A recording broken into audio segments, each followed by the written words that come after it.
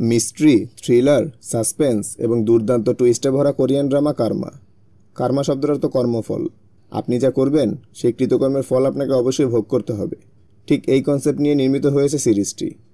তবে শুনতে কিছুটা সিম্পল মনে হলেও এর গল্পটা মোটেও আপনার কাছে সিম্পলভাবে পরিবেশিত হবে না। আগুন লাগার একটা দুর্ঘটনা দেখিয়ে শুরু হয় সিরিজটি।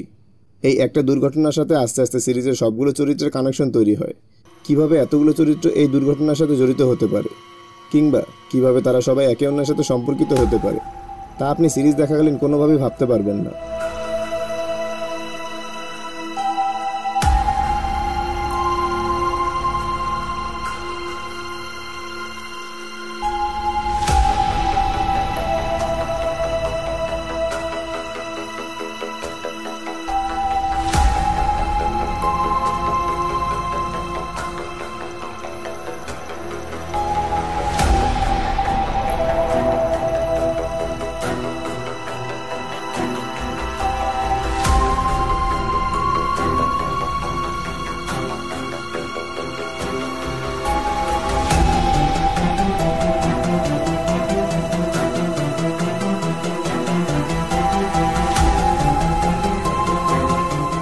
সিরিজটার মূল পোস্টারে এই বিষয়টাই লক্ষণীয়।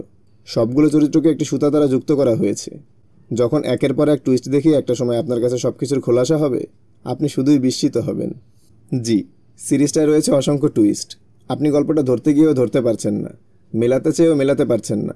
তবু আপনার বিরক্ত লাগবে না, কারণ সিরিজটার সাসপেন্স এবং এরপর কি হতে পারে সেই ভাবনা আপনাকে পুরো সিরিজটা বিঞ্জ ওয়াচ করতে বাধ্য করবে। টুইস্টগুলো সত্যি অভাবনীয় ছিল। শেষ এপিসোডের শেষ ঘটনা অবধি আপনাকে একের পর এক টুইস্টের মধ্যেই রাখবেন নির্মাতারা। সিরিজের মূল স্ট্রং পয়েন্ট হচ্ছে কীভাবে একটা গল্প দাঁড় করাবে, যা সিরিজের প্রায় প্রতিটা চরিত্রের মধ্যে একটা কানেকশন তৈরি করবে এবং তাদের প্রত্যেকের জীবনের কিছু কাজের কর্মফল ভোগ করাবে, যাকে বলা হয় কার্মা। আপনি আপনার কৃতকর্মের ফল যে কোনোভাবেই হোক অবশ্যই ফিরে পাবেন। ট্রেইলার থেকে আমরা জানতে পারি একজন ছেলে তার নিজের বাবাকে মারার জন্য লোক ভাড়া করছে। কিন্তু কেন?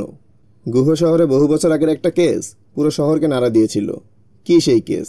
একজন মেয়ে প্রতিনিয়ত একই দুঃস্বপ্ন দেখে হঠাৎ ঘুম থেকে লাফিয়ে ওঠে। কে এই মেয়ে? কি হয়েছিল তার সাথে? ট্রেইলারে একটা অ্যাক্সিডেন্ট দেখতে পাই। কিভাবে ঘটেছিল এই অ্যাক্সিডেন্ট?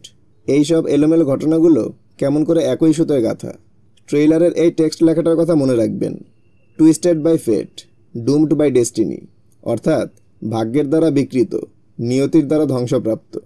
সিরিজটা দেখার পর জার্মান সিরিজ ডার্কের বিখ্যাত ডায়লগটার কথা মনে পড়ছিল।